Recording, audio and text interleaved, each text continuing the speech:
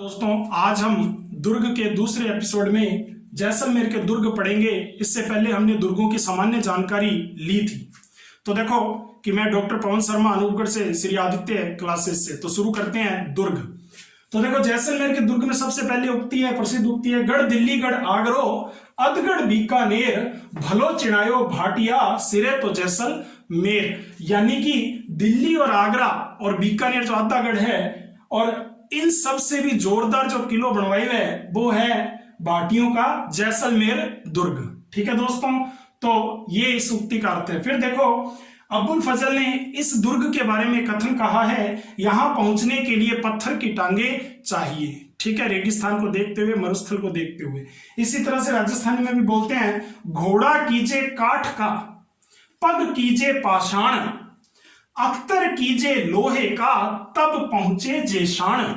राजस्थानी कहावतों में जैसलमेर को जेशान नाम से जाना जाता है। ठीक है दोस्तों, तो घोड़ा कीजे काठ का मतलब लकड़ी का, पग कीजे पाषाण मतलब पत्थर के, और अख्तर कीजिए जो काठी होती है उसमें बैठने वाली, उसको किसके कीजिए, लोहे का, और तब पहुंचे जेशान। ठीक है दोस्तों, तो समझ के तब जैसलमेर पहुंचा जाएगा। तो ये प्रसिद्ध उक्तियां हैं। अब अपने बात करते हैं जैसलमेर दुर्ग के निर्माण की। तो सबसे पहले निर्माण की बात करते हैं। तो जैसलमेर दुर्ग का निर्माण जो है वो किसने किया, पहला प्रश्न यही बनता है। तो जैसल सिंह भाटी, रावल जैसल सिंह भाटी ने इसका निर्माण करवाया। और इसका निर्माण कब करवाया था, तारीख अगर अपने से पूछे तो 12 जुलाई 1155 ईस्वी में जैसल सिंह भाटी द्वारा 12 जुलाई 1155 ईस्वी को जैसलमेर दुर्ग का निर्माण करवाया गया। ठीक है दोस्तों, ये तो हो गया प्रश्न। अब देखो, इस किले को बनने में 7 वर्ष का समय लगा था। इस किले को बनने में कितने वर्ष का समय लगा था, 7 वर्ष का समय लगा था। ऐसा कौन कहते हैं सर, दशरथ शर्मा जी के अनुसार इस किले को बनने में कितने वर्ष लगे, 7 वर्ष का समय लगा था इस किले को बनने में। अब देखो कि ये जो दुर्ग है ये जैसल सिंह भाटी ने शुरू करवाया था। ध्यान से सुनना जो बात बता रहा हूं, जैसल सिंह भाटी ने शुरू करवाया था और इंसाल ऋषि के आशीर्वाद से करवाया था। इंसाल ऋषि के आशीर्वाद से करवाया था, लेकिन उनकी मृत्यु हो गई थी, ये दुर्ग का निर्माण पूरा नहीं हुआ था। फिर उसके बाद इस दुर्ग का निर्माण पूर्ण जो है वो रावल शालिवाहन द्वितीय ने करवाया। इन्होंने इस दुर्ग का पूर्ण निर्माण करवाया और इस दुर्ग का पूर्ण निर्माण 1162 ईस्वी में हुआ। ठीक है मित्रों, तो 1162 ईस्वी में दुर्ग का निर्माण हुआ। दुर्ग के निर्माण में पूर्ण होने में 7 वर्ष लगे। लेकिन अगर सिंपल प्रश्न आता है कि जैसलमेर दुर्ग का निर्माण किसने करवाया या जैसलमेर दुर्ग के निर्माता कौन है, तो जैसल सिंह भाटी इसके निर्माता है। ठीक है मित्रों, बात समझ में आ गई होगी। अब देखो, ये जो दुर्ग है ये किस श्रेणी का दुर्ग है। पिछली वीडियो में मैंने आपको बताई है श्रेणियां दुर्ग की, तो उसमें पूरी चर्चा की थी। यहां पर बस नाम बता रहा हूं कि ये धानवन दुर्ग है। धानवन दुर्ग का अर्थ है मरुस्थल में बना हुआ दुर्ग। चारों ओर मरुस्थल है और मरुस्थल के बीच में बना हुआ जो दुर्ग है इसको धानवन श्रेणी का दुर्ग कहते हैं। ठीक है दोस्तों, तो अब अपने आगे बात करते हैं इस दुर्ग के उपनामों की। उपनाम से पेपर में प्रश्न काफी सारे पूछे जाते हैं कि उपनाम क्या क्या हैं। तो इस दुर्ग के काफी सारे उपनाम हैं, तो उपनाम की चर्चा करते हैं। सबसे पहले स्वर्णगिरी, इसका क्या नाम है, स्वर्णगिरी। फिर देखो दूसरा जो इसका नाम है वो है सोनारगढ़। सोनारगढ़, क्योंकि ये पीले पत्थरों से बना हुआ है, इसलिए जब सूर्य की रोशनी इस पर आके गिरती है तो ये सोने की तरह चमक उठता है, इसलिए इसको स्वर्णगिरी या सोनारगढ़ कहा जाता है। ठीक है दोस्तों, फिर देखो 99 बुर्जों वाला किला। 99 बुर्ज, सबसे ज्यादा बुर्ज बने हुए हैं इसके अंदर, 99 बुर्ज हैं। और बुर्ज क्या होते हैं, तो देखो मान लो ये किला है और किले के इस तरह से बुर्ज बने हुए होते हैं चारों तरफ। तो इस तरह से इस किले में कितने बुर्ज हैं, 99 बुर्ज हैं। और याद रखना सबसे ज्यादा जो बुर्ज है वो इसी किले में है। तो प्रश्न भी ये बनता है सर्वाधिक बुर्जों वाला राजस्थान का कौन सा किला है, तो आप उत्तर क्या दोगे, राजस्थान का सर्वाधिक बुर्जों वाला किला है जैसलमेर दुर्ग। ठीक है दोस्तों, अब देखो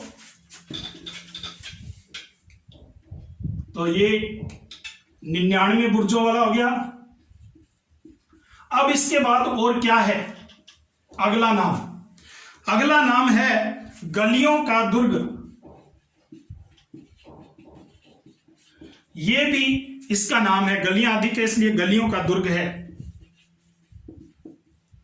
लिविंग फोर्ट, ये भी इसका उपनाम है। लिविंग मतलब आवासीय दुर्ग, जहां पर व्यक्ति आवास ज्यादा करते हैं, रहते हैं, उसको आवासीय दुर्ग या लिविंग फोर्ट कहते हैं। फिर देखो कि इसका नाम त्रिकूटगढ़ भी है। त्रिकूट पहाड़ी पर स्थित होने के कारण इसका नाम त्रिकूटगढ़ भी है।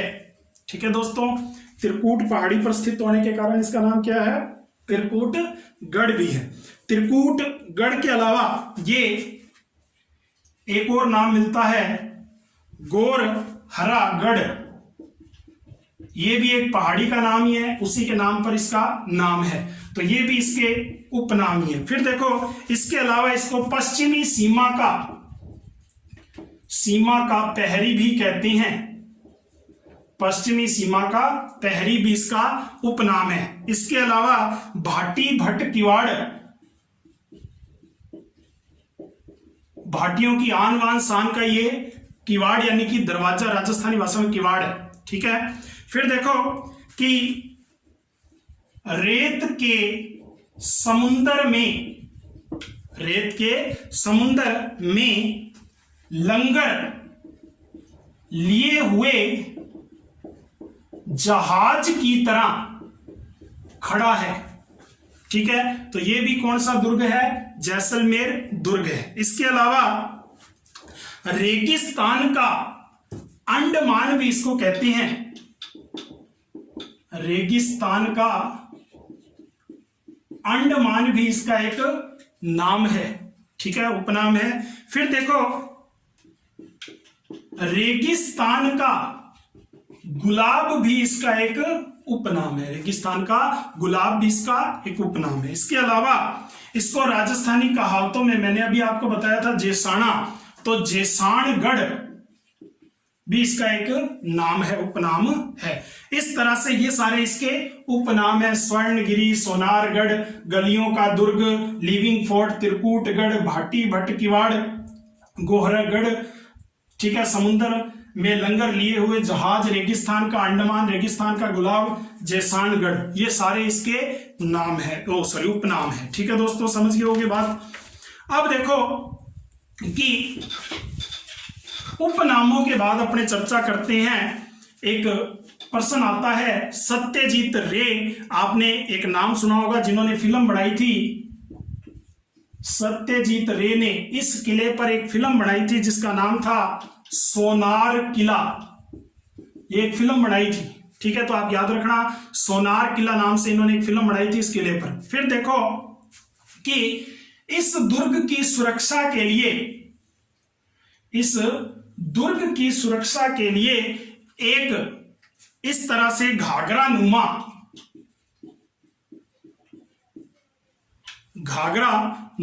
परकोटा बनाया गया है। और इस परकोटे जो है ये दो प्रकार से है, यानी कि एक सतह ये, दूसरा ये, दोहरा परकोटा बोल देते हैं इसको। क्या बोल देते हैं? दोहरा परकोटा। इसी दोहरे परकोटे को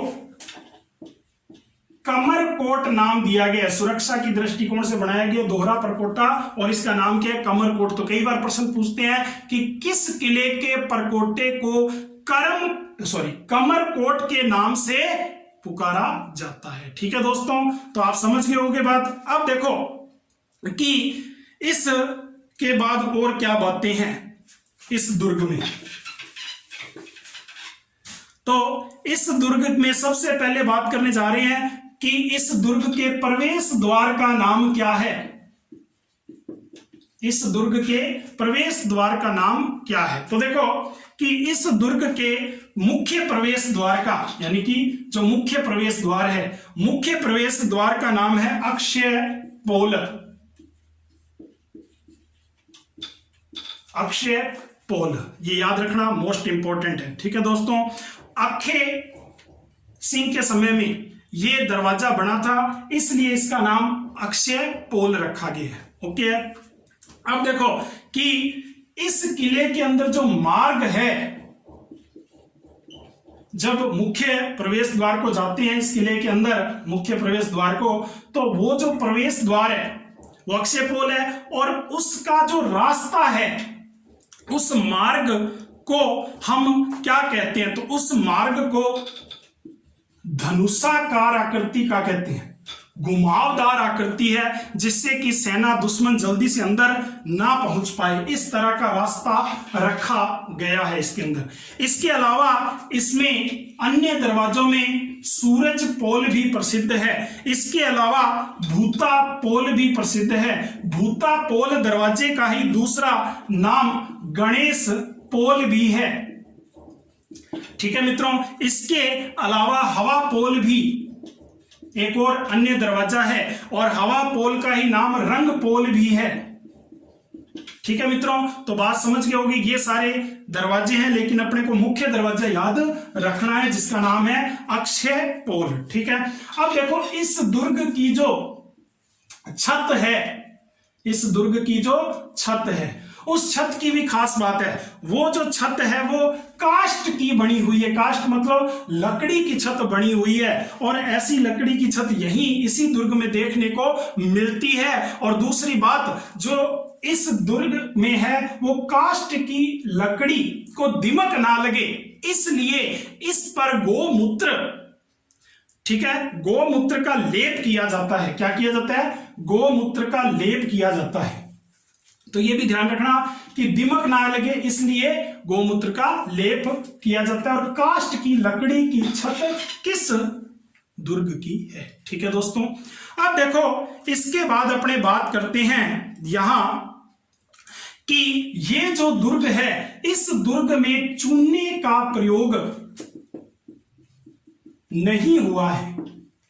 तो फिर ये दुर्ग कैसे बना सर? तो देखो ये जो दुर्ग है, इस दुर्ग को पत्थर पर पत्थर रखकर तैयार किया गया है, पत्थर पर पत्थर जोड़कर तैयार किया गया है, और चूने का प्रयोग नहीं हुआ है, जिप्सम का प्रयोग हुआ है इसके अंदर। तो ये भी अपने आप में अनोखी विशेषता है। कई बार पूछा जाता है कि किस दुर्ग में चूने का प्रयोग नहीं हुआ है, तो उत्तर होगा जैसलमेर का दुर्ग।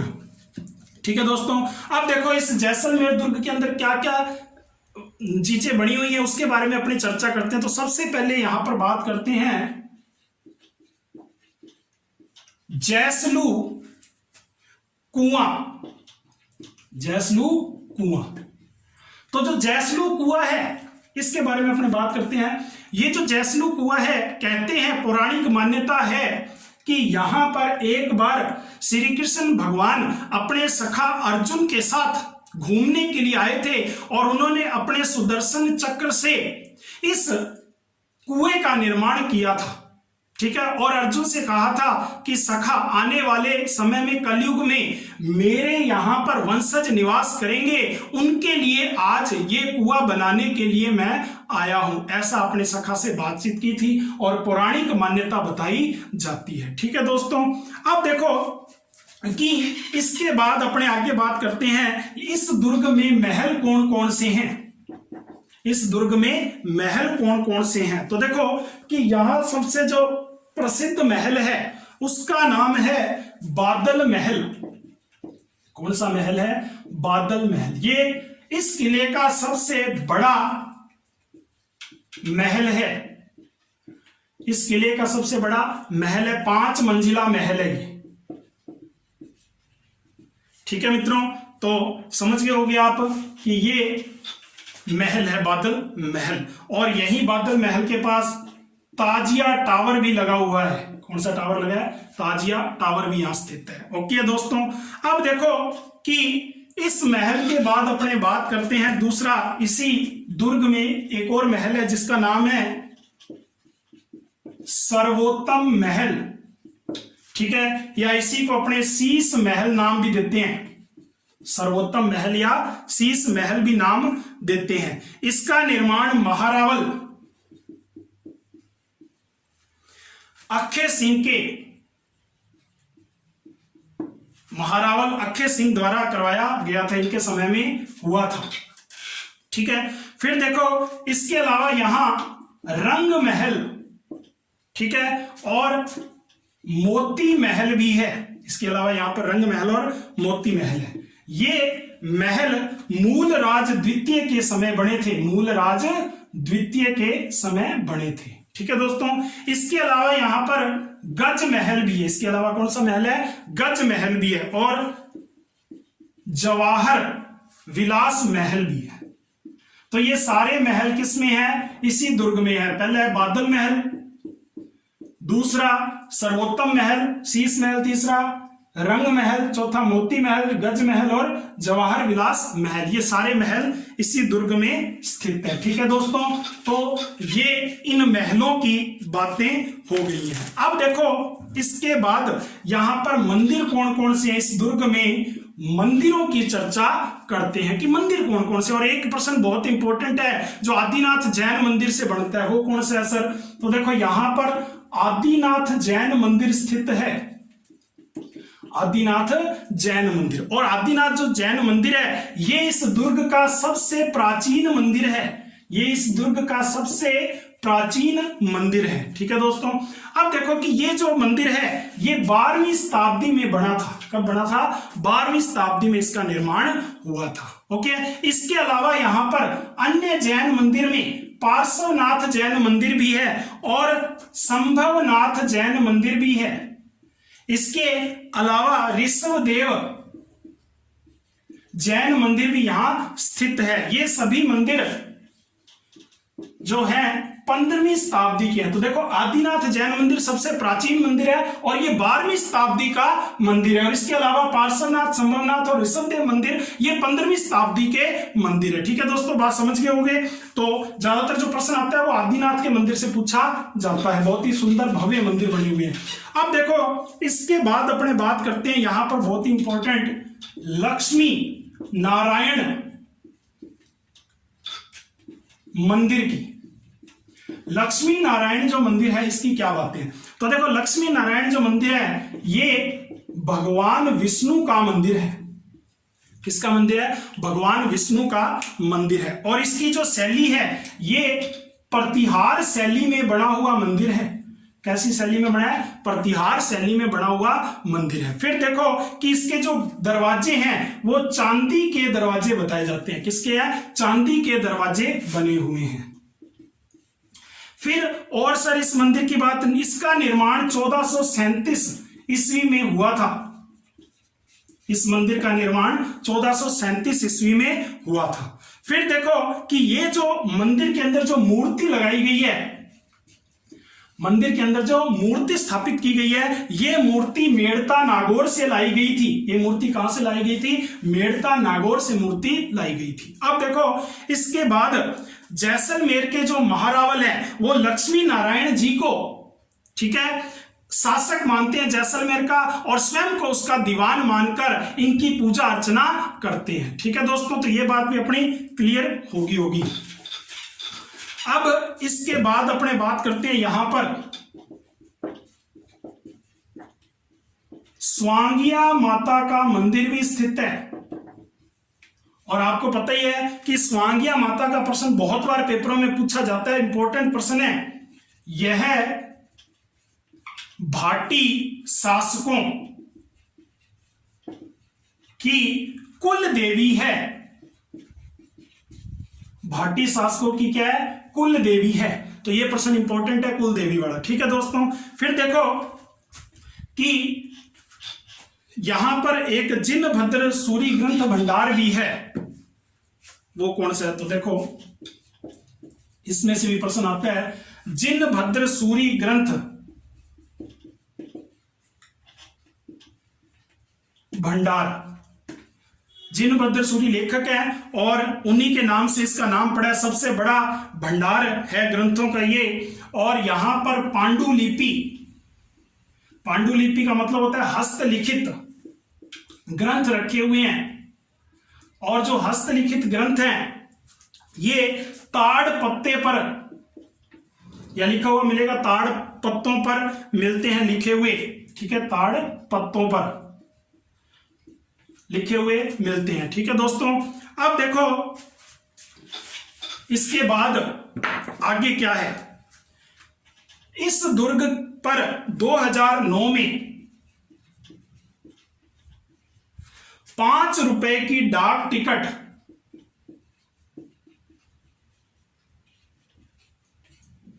भी जारी की गई थी। यह भी इंपॉर्टेंट प्रश्न है। 2009 में 5 रुपए की डाक टिकट जारी की गई थी। 2009 में ही यहां पर भूकंप आया था, जिसके कारण इस किले में दरारें आ गई थी। अब देखो सन 2013 की क्या बात है, तो आप सबको सुना होगा यूनेस्को ने विश्व धरोहर सूची में इस किले को शामिल किया था। यूनेस्को ने विश्व धरोहर सूची में इस किले को शामिल किया था। ठीक है मित्रों, तो ये सारी बातें समझ में आ गई होगी। अब देखो कि जैसलमेर के 2.5 साके, जैसलमेर के किले के 2.5 साके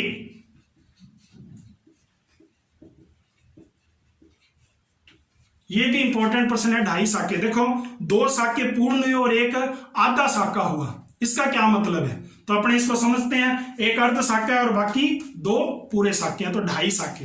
तो देखो साके का अर्थ क्या है? जिसमें केसरिया और जौहर दोनों किए जाएं। ठीक है, केसरिया जो थे वो राजपूत योद्धा वीर करते थे और जौहर जो थी राजपूत महिलाएं करती थी। ठीक है, जब दोनों मिल जाते थे तो इनको कहते थे इनको क्या कहते थे? साके। केसरिया प्लस जौहर साके। आज समझ में आई मित्रों? अब देखो इसके बाद हम बात करते हैं प्रथम साके की। प्रथम साका कब हुआ? तो देखो प्रथम साका जो है 1312 ईस्वी में। ठीक है, और ये किसके अनुसार है? गोपीनाथ के अनुसार है, डॉक्टर गोपीनाथ शर्मा के अनुसार है 1312, क्योंकि इस साके की सही डेट नहीं पता चलती है। ओके, लेकिन यही माने जाती है। अब देखो कई किताब आप पढ़ोगे तो आप पढ़ोगे 1292 से 1298, तो इस तरह से अलग अलग किताबों में अलग अलग दी हुई है। 1312 अधिकतर विद्वान सही मानते हैं। अब देखो कि आक्रमणकारी जो है वो कौन था? आक्रमणकारी था उस समय अलाउद्दीन खिलजी। अलाउद्दीन खिलजी ने आक्रमण किया था। ठीक है, और अलाउद्दीन खिलजी ने जो आक्रमण किया था उस समय वहां के यानी कि जैसलमेर के शासक कौन थे? तो जैसलमेर के शासक उस समय थे रावल मूलराज। तो पहला आक्रमण हुआ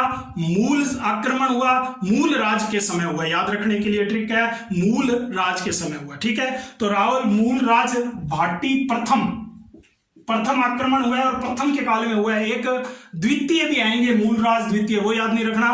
प्रथम आक्रमण मूल राज भाटी प्रथम के समय हुआ है, मूल आक्रमण हुआ है, ये याद रखना। ठीक है दोस्तों, इसी तरह से याद होगी ट्रिक से। अब देखो कि इसमें अलाउद्दीन खिलजी ने जो आक्रमण किया, इसमें लगभग बताते हैं कि 8 वर्ष तक घेरा डाले रखा। कितने वर्ष तक? 8 वर्ष तक घेरा डाले रखा।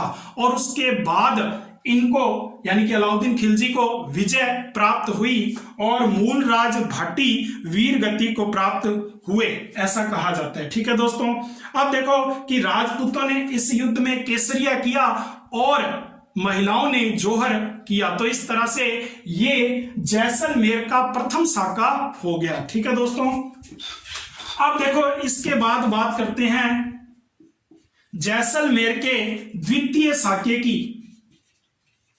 दूसरा साका, तो ये जैसलमेर का जो दूसरा साका है ये 1370-71 में हुआ। अलग अलग किताबों में अलग अलग दे रखा है ये भी, लेकिन सही जो है ये यही है, 1370 से 1371।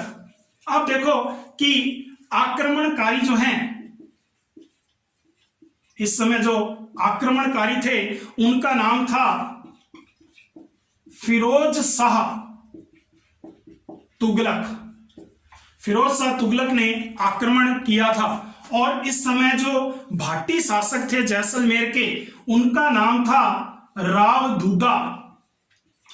ठीक है, और ये इस समय शासक थे। तो इस समय युद्ध हुआ, आक्रमण हुआ और इसमें केसरिया भी हुआ और जौहर भी महिलाओं ने किया। ठीक है दोस्तों, और इस में राव दूदा वीर गति को प्राप्त हुए। ठीक है, तो इस तरह से ये दूसरा साका हुआ 1370-71 में। ठीक है दोस्तों, तो ये भी आपको बात क्लियर होगी। अब ये दोनों पूर्ण साके थे, लेकिन जो तीसरा साका है, जो अर्ध साका है, तीसरा साका जो अर्ध साका है, इसकी अपने थोड़ी सी चर्चा करते हैं डिटेल से, तो थोड़ा समझना इसको कि तीसरा जो साका है अर्ध साका या तृतीय साका, इसकी क्या बातें हैं। तो देखो अर्ध साका या तीसरा साका सबसे पहले कब हुआ, तो देखो 1550 ईस्वी में हुआ। 1000 का आधा 500 और फिर 1550। तो अपने को याद रखना है कि आधा होगा। ठीक है, आधा साका भी आधा ही हुआ है। ठीक है, अर्ध साका 1550 ईस्वी में।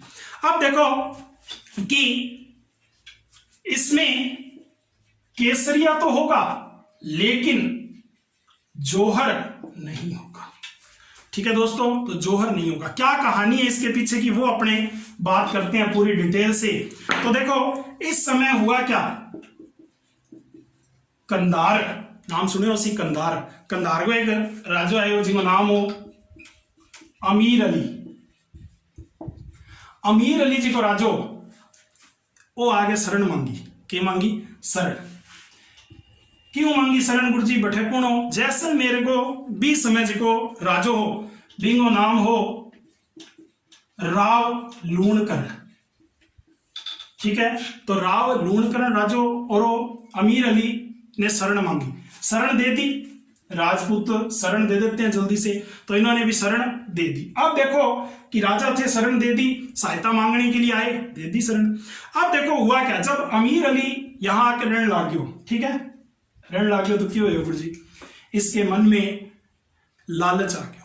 क्या आ गयो? लालच। के लालच आ गयो कि यहां का वैभव बहुत ही सुंदर है, क्यों ना ये सब मुझे मिल जाए, ऐसा लालच आ गया। अब इसने क्या कहा कि राव लूणकरण जी से कहा कि मेरी रानियां आपकी रानियों से मिलना चाहती हैं, इसलिए मैं उन्हें यहां बुलाने की आज्ञा चाहता हूं।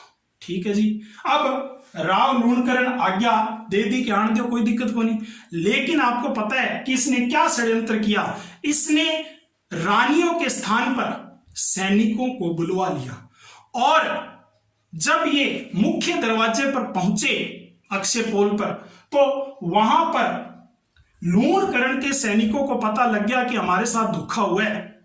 तो यहां पर युद्ध हुआ और भयंकर युद्ध हुआ, और इस युद्ध में राव लूणकरण और राजपूत लड़ते हुए वीर गति को प्राप्त हुए, इसलिए केसरिया हुआ। लेकिन ये युद्ध कौन जीत गए?